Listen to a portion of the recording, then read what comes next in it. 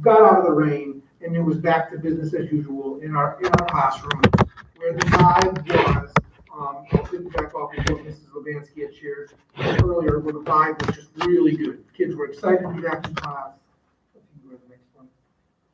That's okay.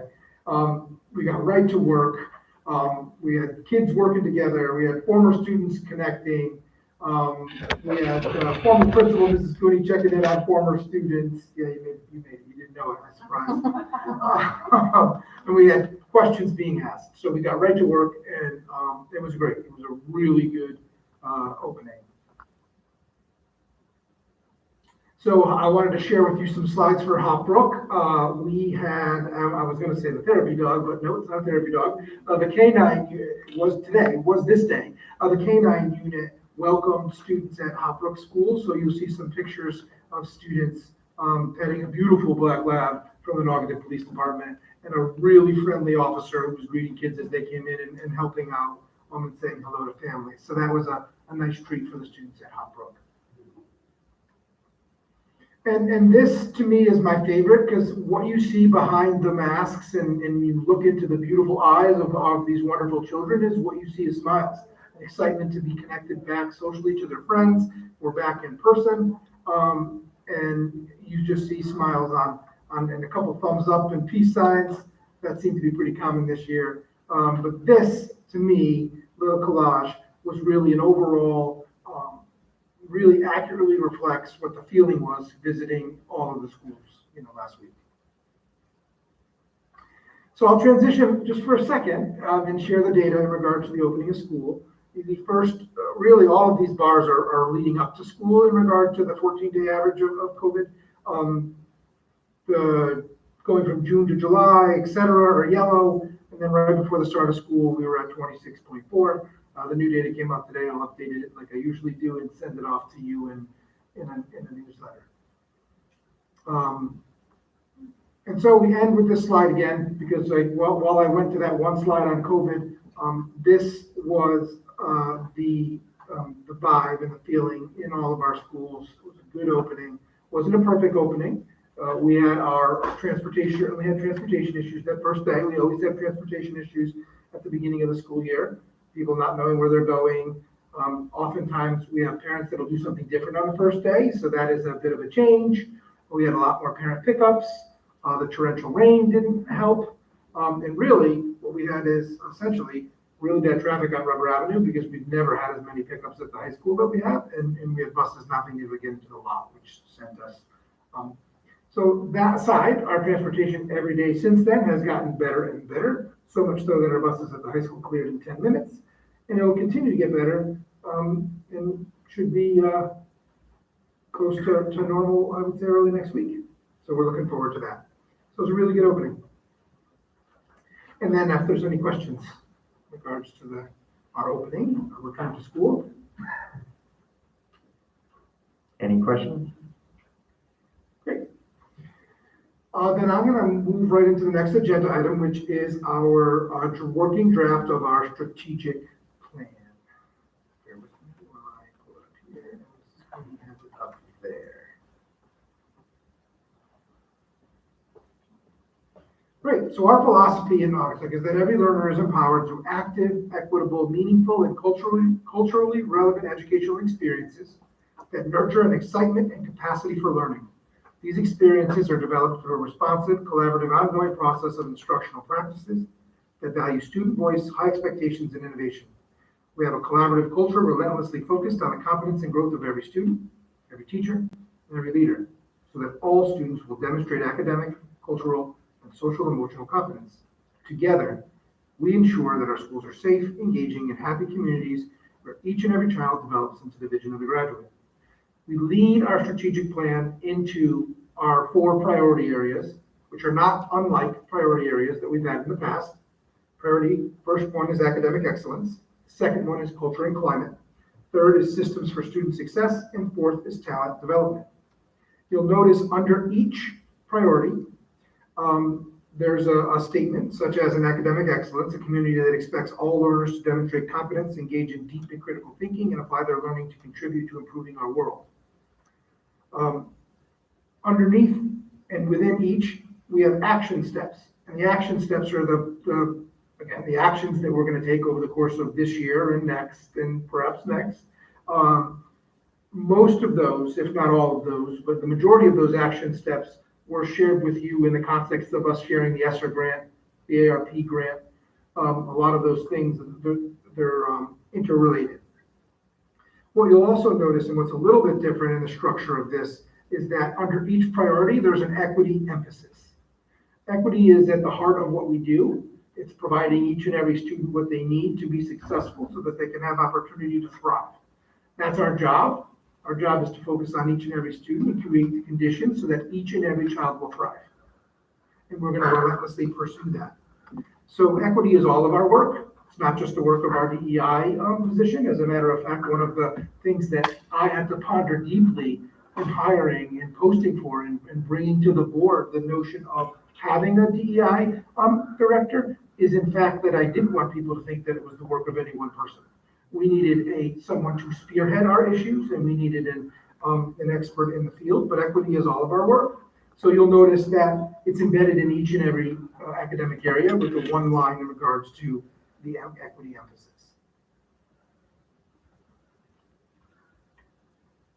And then I think what I would like, Mrs. Cooney, if you could do, can you pull up the link to the Next Generation Accountability Report?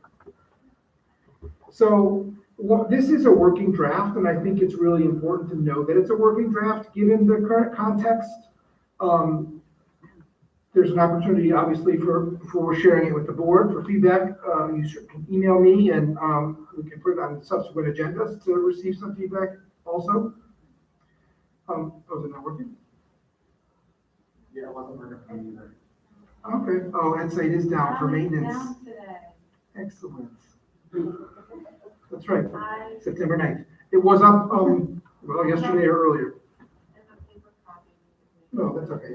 People will be able to click on the link there tomorrow. It's only supposed to be down for one day, the state site. So I share this with you because EdSite has and you'll know if you recall, in my role as assistant, we would track the accountability report. It has indicators like the average percent of target achieved. It tracks performance data related to growth, arts access, college and career readiness, all of those,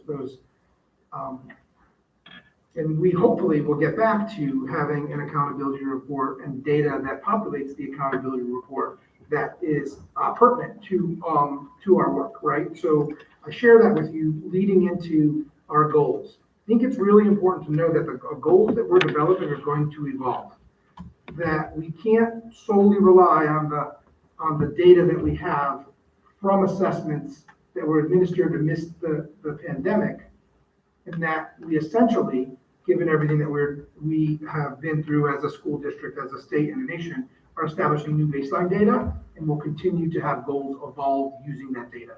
So we're looking to have growth and compare growth from each and every child compared to themselves, beginning of the year to the end of the year, comparing a year in which there was someone who might not have been in school at all, someone who was in on a hybrid. The state is urging us, our national experts are urging us to take caution in using that data to compare it in regards as a trend, comparative data over time. So we have goals such as all students and short-term goals, and we'll continue to develop long-term goals as we get more data. Students who take summative assessments will demonstrate academic growth. Students who take our locally identified assessments in K-9 will demonstrate that growth. We have a goal related to social and emotional and pro-social behaviors related to DESA, one of our action steps we've been talking about. We have a goal for graduation rate, and we're going to continue to establish baseline data for culture and climate. We don't have the survey data that we currently have, was a bit antiquated because, we went down a different road throughout the pandemic. So we'll be administering surveys and using that data to establish new goals and new baseline data. It's one of the things that will continue to evolve, and I'll work with you and share with you the goals that we set and we collectively set as a board. So I'm happy to take any questions regarding the strategic plan that you may have now, or course later as well.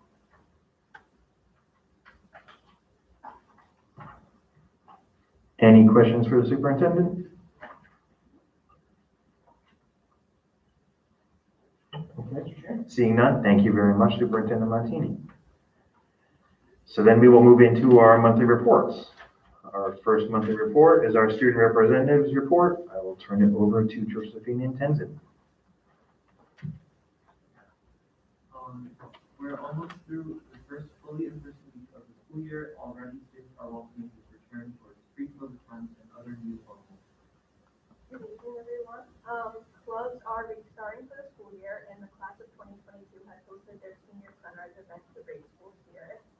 This year, we will be expanding student representation on the board. Mr. Harris and some liaisons will connect the many other students in the district to the board to make sure that all voices are heard and represented. This month, we don't really have much to report because the school year has just started, but pretty much the overall consensus is positive so far for the school year, so thank you. Great, thank you guys. So we'll then move into our facility use report. And any questions on the facility use report?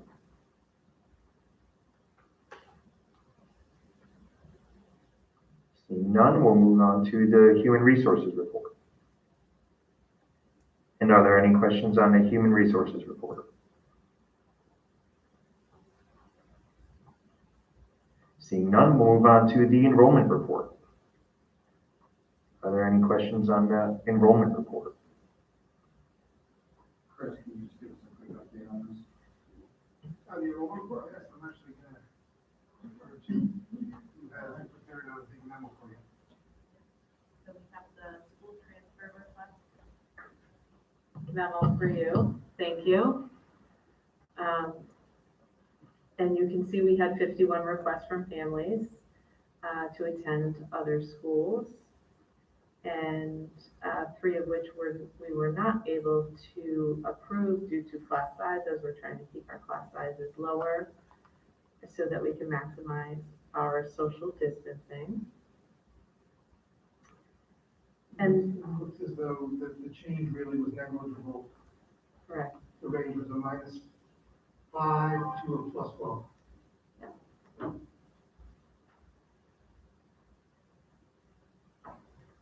And the enrollment summary.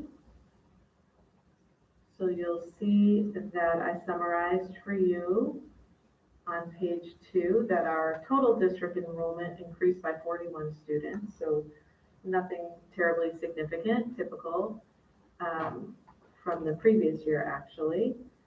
Grade 1 is our smallest grade level with 277 students, and grade 8 is our largest with 350. Our average class sizes at the elementary schools and the intermediate schools have remained steady at 19 and 20. And you'll see that we have an increase in our magnet school and outplacements. I scroll up to the previous year. The majority of those students are reflected in enrollments at the magnet schools, and 19 students who attend the new ACES at Chase and Waterbury, which is a newly open school. Our outplacement decreased by 6 from 35 in 2020 to 29 in 2021. And then this graph should look familiar to you because this was a part of the budget book. And we currently have 34 more students than previously projected. So we're projected to do a pretty good job. Yeah, not bad. Great. Any questions for the superintendent or assistant? I have a question. When you received 51 requests for transition and 48 were assigned, is that through a lottery or does that come in as a first come, first serve? Neither. They're evaluated on a case-by-case basis based on essentially class size. So we were able to accommodate all of them. But for the sending, in those 3 situations where we said no, the sending school had a better class size than the other schools, so we kept them at their home schools. Oh, Thank you. Any other questions for the superintendent? Seeing none, we'll move into our fire drill report. And any questions on the fire drill report? Seeing, Make a comment to say that the month is, we're only on day 6. Anticipating this, we will have them. We'll be done by the end of September. we'll then move on to field trip request. So it looks like there's a trip to Disney. Mr. Veronelli. And he does this every year, correct? I don't think he did it last year. Well, yeah, last year. Yeah. But yes, he has done this multiple years up to last year. So I know you're about to make, the chair's gonna ask for a motion, just so you know, it's, they're aware that things will change and that we are basing everything on the current context.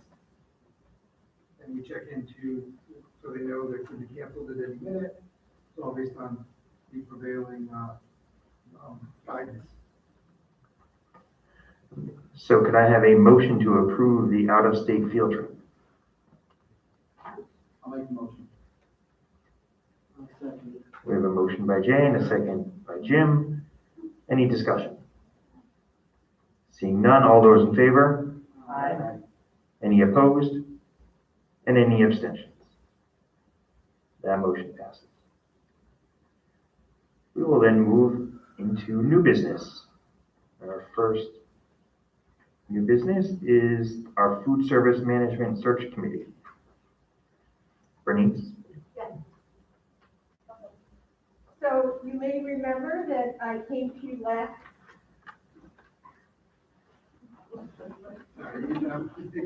That's okay, I'm sorry.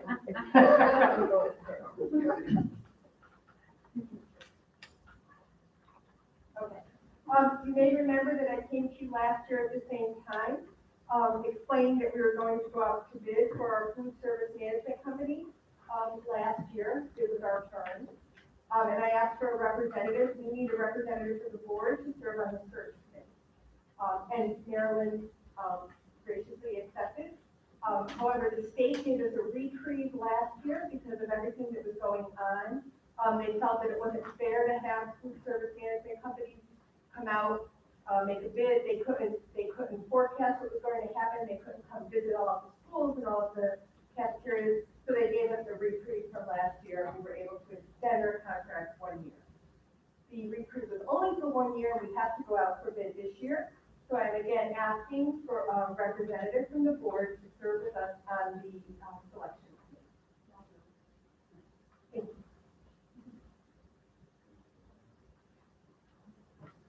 Does that require a vote or an appointment is fine? Undertaking and finance.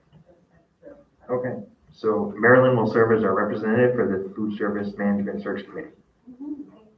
Congrats. We'll then move into the 2020-2021 end of year finance report and line item transfers. Bernice.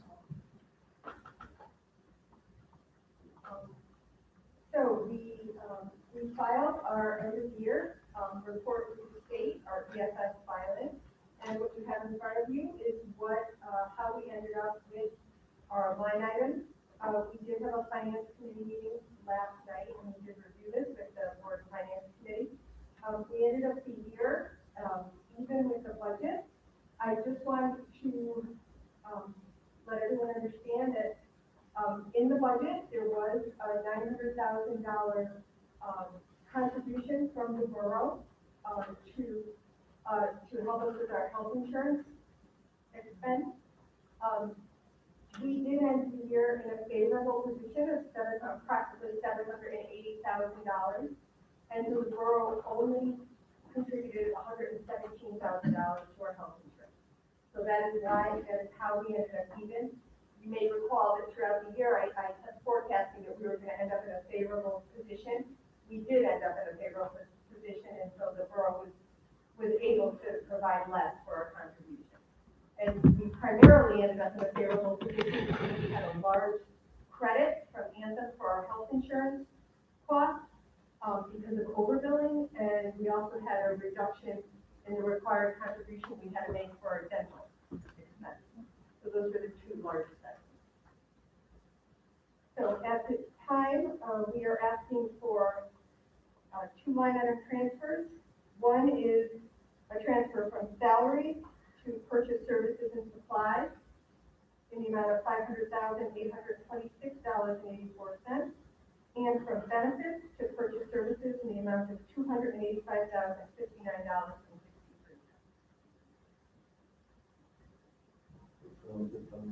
Yeah. I want to go back to the 900,000 again. I can't see that far tonight, but is it clear in the records what happened? In other words, the borough made a contribution and you gave money back, but are we able to see that in the documentation that that's what happened, or you just have to know what happened? I have documentation in my file, I have my notes, but we ended the year per collaboration with Allison, because I worked with Allison. Right. So we ended the year with a $63 million expense, so it doesn't look like we ended up, it doesn't appear by looking at the numbers that there was a $780,000 benefit that we returned back because of the way the contribution was made. I understand what happened and the numbers balance. I just think that it should be clear what actually happened, whether it's a footnote or otherwise. I do have, It should be clear. it as a footnote in my records, and we can show it as a footnote in the budget book as well. Okay, fine. Thank you, Bernice. Can I have a motion to approve the end of year financial report and line item transfers as presented? I'll make the motion. We have a motion by Marilyn. Do we have a second? Second. And a second by Ethel. Any discussion? Seeing, yep. One question, might be asked anyways. COVID-19, wasn't a lot of that equipment covered with federal grants? Yes, a lot of it was covered, but these expenses were above and beyond that. We also had over $100,000 of additional special services tuition for out-of-district placement. Okay, thank you. I can make a comment too. I just want the mayor to know that we're thankful for the collaboration around all of this, and we were collaborating with Allison, and I think it's really important. We will verbalize that to Finance Committee and then in conversations today. But I think clearing it up in the memo and in writing so that everyone is aware, it's really just semantics. No, again, a great call, totally on the same page. Thank you. Any other discussion? Seeing none, all those in favor? Aye. Any opposed? Any abstentions? That motion passes. Thank you, Bernice. We'll then move into new business, the policy committee. So we're going to form a new policy committee, a standing committee of the Board of Ed, like we do with our finance, our facilities, and our curriculum committees, to look at and review our policies. As you see on our agenda, we have quite a bit of policies that are getting updated, and the policy committee will help to streamline that process and also look at other policies that just might need revisions on their own. And to that committee, I will be appointing Mr. Solozzi, Ms. Grant, Ms. Malone, and Ms. Vassell-Campbell. And Ms. Grant will be the chair of that committee. Congratulations, Ethel. Does anyone have any questions? Seeing none, we'll move into old business, which is all of our updated policies. So our first is BOE policy 1411, possession of deadly weapons or firearms. These are all, we all discussed these at our last meeting. They were first reads at our last meeting. So you should have had some time to read them over and see what the updates are. So I will ask for a motion to approve the BOE policy 1411, possession of deadly weapons or firearms. We have a motion by Ethel. Do I have a second? Second. And a second by Dorothy. Any discussion? Did they put any more police officers on the list? What's that? It says police officers, and there's a list. It's long. I don't know who they forgot.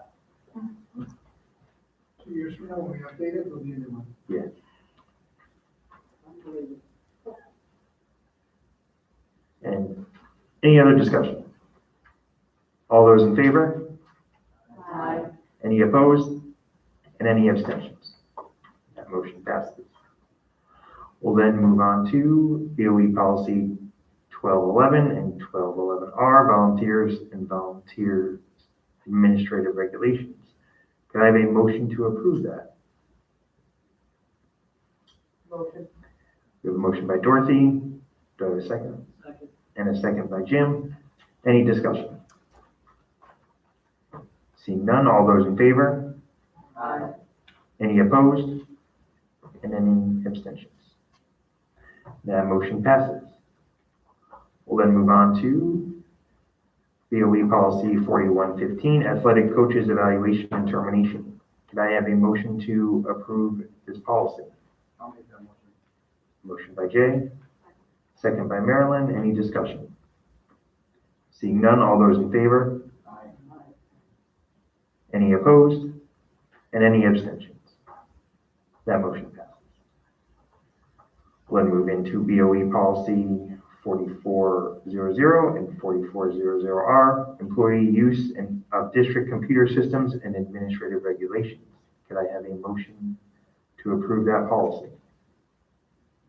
I'll make that motion.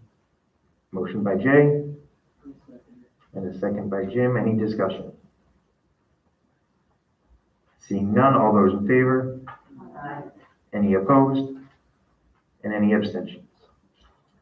That motion passes. We'll then move on to BOE policy 4108 and 4108R, section 504, ADA and administrative regulations. Could I have a motion to approve that policy? Motion.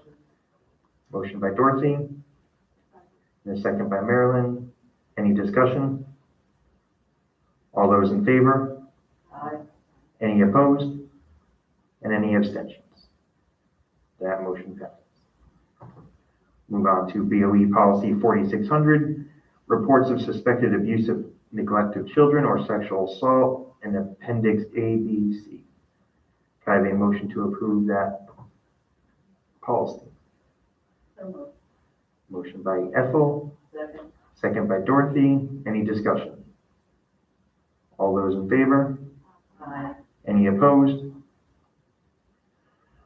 Then move on to BOE policy 5340, child sexual abuse and assault policy and reporting procedure. Could I have a motion to approve that policy?